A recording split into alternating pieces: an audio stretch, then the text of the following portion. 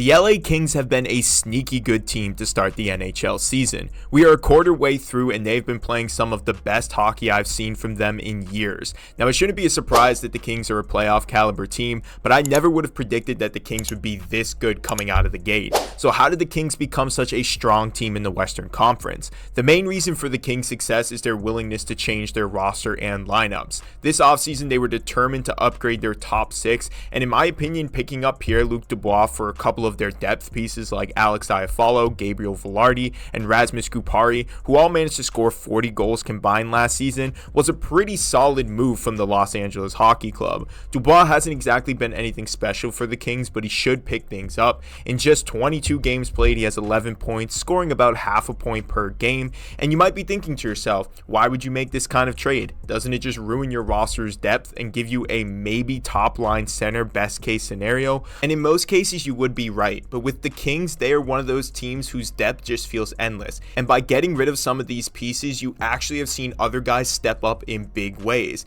Adrian Kempe, Trevor Moore, and Quinton Byfield are playing some great puck for the Kings, and this has actually allowed them to move PLD down to their third line because they're getting such great chemistry in their top six. With all the hype going around about Toronto and New Jersey and how they had the best forward groupings heading into this season, I think a lot of people actually overlook just how deep this Kings roster is. Outside of their offensive unit though, the Kings have somehow revitalized the career of Cam Talbot. He's playing with a .930 save percentage and a 1.96 goals against average and has 11 wins in 16 games, when last season he was playing well below that with the Senators. Somehow the Kings were able to address a huge hole on their roster by taking a chance on a veteran free agent, and at this moment Talbot seems to be the answer for the Kings in net. The last point I want to make though is the buy-in from this team. The Kings don't have a special defensive unit, they don't have a star goalie, and no one in their forward group is considered a top 25 player in the league, but what makes the Kings so good is their team's progression